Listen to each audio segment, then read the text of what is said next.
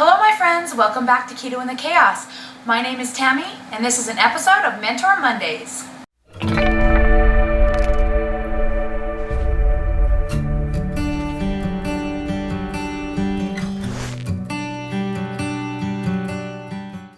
Welcome to the first episode of Keto for Beginners.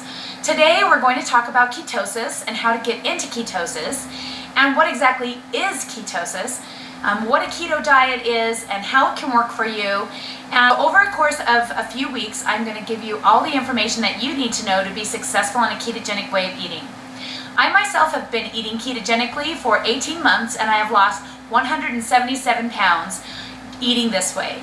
I don't feel deprived, I'm not hungry, I feel amazing, and I just want to share that information with you guys so that you can be successful eating ketogenically as well. So let's get started. I thought that I would basically explain what exactly is a ketogenic diet, what is ketosis, and why do we want it, how can you achieve a ketotic state. Okay, that's good. So the first one, what exactly is keto? Is keto a fad? Is it something that is just like the new diet that, it's gonna work for a few people for a little while and then it's gonna pass by the wayside? I really don't think so. To me, ketogenic diet is not a diet. It is definitely a way of life, and it's 100% sustainable throughout the entire rest of my life. I don't feel like I'm gonna do this for a short amount of time and then move on to something else, or do this for a short amount of time and then move back to the standard American diet. We all know the standard American diet did not work for me, and it probably didn't work for a lot of you, and that's why you're here. And so to me, I see it as a way of eating that is 100% sustainable, and thus I don't consider it to be a fad diet. There are versions of the ketogenic diet, for example, a protein-sparing modified fast. That is actually a crash diet that uses ketogenic principles to cut fat faster. So if you're looking for something crash, you're not in the right place. What I'm talking about is more of a lifestyle. It's more of a long-term solution to fat loss and sustaining it throughout your life. So that is to me what keto is. So the word ketogenic basically just means that your body is in ketosis. And the process of ketosis is when your body burns fat to create ketones that your body then burns for fuel. It's as simple as that. To be in ketosis just means that you are creating ketones. And your body will burn both the fat that you ingest, your dietary fat, also along with the fat on your body in order to make those ketones for your body to run. So the one misconception that I get is a lot of people say what I do is not keto because I eat more protein and less fat than most of the keto channels that are here on YouTube, or most of what the keto community believes is true keto. The thing is, keto in and of itself isn't just a thing. Keto is a short nickname for a state of being, a metabolic state, if you will, that means you are burning fat instead of carbohydrate for fuel. That is simply all it is. So you can't really label keto as a specific way of doing things, because there really are a lot of ways to do it that to be successful and actually to not be successful. And so you need to make sure that you find the right way and the right balance that works for you. For me, eating a higher protein, moderate fat version of keto helps me to lose fat faster, and I'm hoping that it's helping me retain my lean mass. It seems to be working. As I'm melting fat, I am able to see I have quite a bit of muscle that I didn't even know I had. And it seems that I have been able to retain that during the 18 months that I have been eating ketogenically. So that has been working for me. It may not work for you. I know some people say that it's not keto, but inherently, if you look at the meaning of the word ketogenic, it is ketogenic, thus it is also keto. It may be a little different than what you're used to, but it works for me, and it should work for you. So what are some of the benefits for being in ketosis? Well, the first, most amazing, and the best benefit is loss of appetite. There are so many pills on the market. There are so many products out there that are supposedly going to help you lose weight because your appetite will be suppressed. Keto is literally the ultimate appetite suppressant. There's never been anything better, and there never will be. When you're eating ketogenically, not only do you not get that voracious hunger, you also have a lot easier time dealing with cravings and temptations than you would otherwise. I would be sick if I didn't eat. I would feel actually ill. I would get horrible headaches, my stomach would hurt, I would feel like I was going to throw up if I didn't eat like every hour and a half, 2 hours. I sometimes didn't even feel like I could leave the house without a snack. And I spend a lot of time at fast food places and at snack shops and gas stations getting snacks because I just didn't feel like I could go that long because I would get actually physically sick. That was when I was eating the standard American diet. Within a week of starting a ketogenic way of eating, all of those symptoms went away, and I was able to not only go 3 or 4 hours between meals, but I could go a long time between meals. And that's why if you watch my What to Eat Wednesday, you'll see I only eat 2 times a day. I am not hungry between those meals. I eat 2 times a day out of complete convenience. I don't do it for intermittent fasting or anything like that, though it does, I guess, count as intermittent fasting. I just kind of fell into it. After about 4 weeks on keto, I just didn't want to make 3 meals anymore, and I just split my food into 2, and I eat twice a day. If I feel hungry, it is easy to ignore. It's not painful. I don't feel sick. It's really not something that really bothers my life. And so for me, one of the very hugest benefits of a ketogenic way of eating is lack of appetite. Love that. Another benefit is long-term energy. So you won't have that crash in the afternoon as much as you did on the standard American diet. Initially, you will feel some fatigue, especially your muscles will have a hard time, it seems like they have a hard time converting over. Your body just fights it a little bit. And so at the beginning, you do have a little bit of fatigue. But if you're managing your electrolytes carefully, you shouldn't have fatigue while you're on this way of eating. In fact, you should feel better than you usually do. You should feel more energy than you, and more longevity. Because basically, when you were burning glycogen, carbohydrates, your body would burn through those, and you'd have to refuel in order for your body to work. And it wouldn't just automatically transition into burning the stored fat cells that you have, the stored fat that you have in your fat cells, because it's not inherently easy to convince your body to burn fat. You have to really starve it out. And so instead, your body will beg you for food, and that's why you have that extreme hunger if you put it off too long, and your body will just say, now, feed me now. Whereas if your body is used to burning fat for fuel, it will burn your dietary fat and then seamlessly transfer over into your body fat, which is why it works so great for weight loss. And that's the other reason that I eat a little less fat than some of the other ketoers, because my body is smart, and my body will get all of the fat that it needs from my stores, and I want it to take as much from my stores as possible right now, because I really want it gone off of my body so that I can function. So another benefit of being in a ketotic state is definitely energy, having that long-term energy, because your body doesn't have to switch back and forth. It can just burn through its fat and make ketones, and your body burns the ketones. It's beautiful. Another benefit of a ketogenic way of eating is mental clarity. I suffered from extreme depression. I often had anxiety. I had a lot of emotional issues that basically were cured within 2 weeks of starting keto. Now, I do still suffer from the occasional blues, but it's nothing like before. Before, I would have a difficult time every single day. And even though I started out at 374 pounds and I had only lost, I think I lost what? I lost 19 pounds the first month. Within 2 weeks, I was feeling like a whole new person, and I was feeling better. My mental clarity was insanely good. I couldn't believe how well I could think. I couldn't believe how I felt like I had been in a fog and I had walked out of it. Until you experience it, you really can't understand the benefit of being able to see so clearly, and you didn't even realize you weren't seeing clearly before. Your mental focus is so much better when your body is burning ketone. So those are some of the benefits that you can expect to see right away when starting a ketogenic way of eating. And that's why it's not that difficult, you guys. I know that thinking of giving up your beautiful carbohydrates makes you want to lose your minds, and you can't imagine life without them and it sounds so hard and difficult, that is your body doing that to you and telling you that because it doesn't want to deal with moving over into ketosis. It's programmed to burn carbohydrate because it's easier, and your body has got you convinced that you can't live without it. But I will tell you right now, you can, and you'll be happier. I promise you. Within a week, you will feel better. Within 2 weeks, you will be like shocked. And within 4 weeks, you can do this forever. I promise you. So if you'll just trust me and join me on this journey, I promise you, you're going to feel so much better. You're going to feel so amazing. And you're going to have a lot of gratitude that you were willing to just dive in and do this. So how do you dive in and do it? How do you get into ketosis?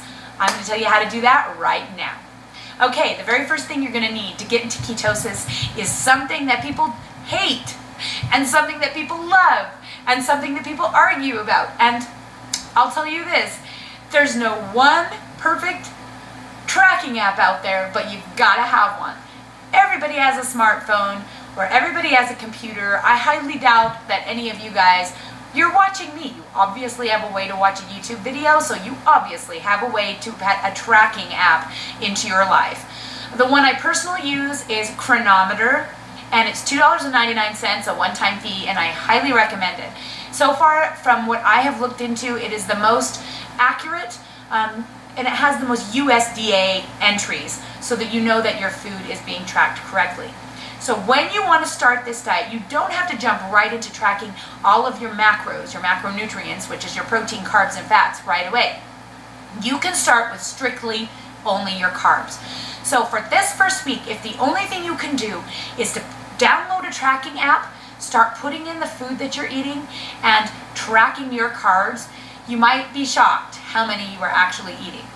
How many carbs can you eat and stay in ketosis? Well, that varies from person to person. Dr. Stephen Phinney, who is the person that I follow, he is the scientist that is behind the way of eating that I personally follow, says that people can eat upwards of 50 carbs per day and still be in ketosis. The thing is that it's tricky to figure out your perfect number when you're messing around with those higher numbers. I personally recommend just hit 20 net. 20 net carbs or fewer, and you should be golden. 20 seems to be the golden number that works for just about everybody and gets them into ketosis. And if you don't want to worry about checking your ketones with a blood meter, then this is the safest way to do it without having to chase those ketones. You don't really need to know the number of the ketones. I know a lot of people will tell you you have to test, you have to make sure you're getting into ketosis, you got to make sure you got to be in this optimal range. And while all of that is great and good, those strips are really expensive. Some of those strips can be like $5 a piece. And if you're testing multiple times a day, which really you should be at the beginning if you're trying to figure out your ultimate ketosis level, then it can get pretty pricey. Don't waste your time with pee sticks. The only thing they're going to tell you is that you are making ketones. They're not accurate, and they change based on time of day, based on how much water you drank. It's really not worth the money. If you're going to check your ketones, invest in a blood meter. That's really the only way to do it if you're going to test. I have never tested my ketones. Never. Not once. How do I know I'm in ketosis? Multiple things. Number one, rapid weight loss, especially that water whoosh at the beginning. A ketogenic diet is inherently diuretic, and you tend to drop the water that your fat cells are holding multiple times. So you'll do it originally, and then as you go through, you'll have drop after drop after drop when your body will let go of that water weight. It's happened to me so many times. They call it a whoosh, and you can look that up. There's lots of videos about that on YouTube, the whoosh factor and all that. So the very first sign that it's working and you're going into ketosis is that all of a sudden you'll have to go to the bathroom a lot, and a lot will drop on the scale. Now that doesn't happen for everyone. If you weren't holding a lot of water, you won't drop a lot of water right away. I've had some people that I've helped who didn't really have that whoosh at the beginning, but they kept on going and they just lost consistently over time. So if you don't have that right away, don't stress. That's just one sign that you could be in ketosis. Another sign that doesn't last, thank goodness, is bad breath. You have like a metally taste in your mouth and a little bit of halitosis. That doesn't last forever. As your body gets better at burning ketones, more effective, it kind of goes away. You can choose sugar-free gums if you feel like it's going to be overwhelming. Trident is a good brand that will work for you. Get some minty freshness. The reason that is because when your body breaks fat into ketones, it breaks it into 3 different ones. And one of those happens to be acetone, and the way your body basically gets rid of acetone is through your breath. So breath, sweat, other things like that. So you may have issues with body odor, but they shouldn't last. I haven't had severe symptoms like that. I had in the beginning, I did have a little bit of metallic taste in my mouth. I get it occasionally, but if you don't have it, that doesn't mean you're not in ketosis. It's just a sign that you've gone into ketosis originally. The other signs are the ones I mentioned before, of course, appetite being suppressed, mental clarity, all of those things. So if you're feeling those things, you can trust that you're in ketosis. There is really no reason to test. Like I said, I've never ever tested my ketones. And people can come on here and say, oh, well, then you're not keto, you don't have no proof. I'm like, dude, I've lost 177 pounds. There's your proof. I'm not worried about it, not stressing over it. What I am doing is working, and there you go. So the way you get into ketosis is you track. So you have to be willing to track your food. If you're going to eat packaged things, you got to put them into your app. If you're not going to eat packaged things, you need to weigh them out and measure them. Anything that has carb in it. So any veggies, I don't know. What else? I don't eat anything else with carbs. Just veggies. I mean, I guess if you're going to do like bars or shakes or things like that, you can scan those, put them in. But the goal is to just not stress over your fat and over your protein. Just eat less than 20 net carbs. And when I say net carbs, I mean you're subtracting sugar alcohols from that number, and you're subtracting fiber from that number. So some people say you should do total carbs, and if you want to be safe, using 20 or less total carbs is definitely the way to go. But you can get into ketosis with 20 net carbs and subtract the fiber from your veggies and subtract the sugar alcohols from any sweeteners that you choose to use. Now, when I did this diet, I actually didn't use any sweeteners the first 6 months, and I really felt like that was beneficial. I'm not saying that you have to do that, but I'm saying that it is beneficial to avoid sweet things while your body is getting used to burning fat and loving fat. And so especially that first week, go ahead and just load up on whatever fats you choose to eat. So good fats are coconut oil, butter, heavy whipping cream, of course fatty meats and bacon. Eggs have some fat in them, cheese has fat in it. So make sure if you're feeling hungry, you're feeling snacky, that you get some fat into you. That's just that first week. You don't want to overdo it on the fat the whole time. As you're just moving into ketosis, you want to convince your body it has plenty to burn and that it's not going to stress it out. You're just going to be a little bit more satisfied. But after that, bringing your fats down, fats are kind of like a lever, and we'll talk about that in another video, but bringing your fats down is where you want to be if you're in fat loss mode. So I will talk about that in another video, but I just want to let you guys know how you can quickly get into ketosis. So things that you should give up if you want to get into ketosis. Number 1, sugars. All sweeteners that are not sugar alcohols or stevia or erythritol. Sugars, all of them. So no honey, no agave, none of that stuff. No beet sugar, nothing. No sugars. Grains, including rice. So no grains at all. Not even like gluten-free grains. No rice at all. Those are the 2 biggies. The rest of them are some things can have hidden carbs in them. You need to read labels. Check the carb count on the back of those labels. Try to avoid packaged foods, especially that first week, and just stick to meat and cheese and veggies. You're safest with veggies that are growing above the ground.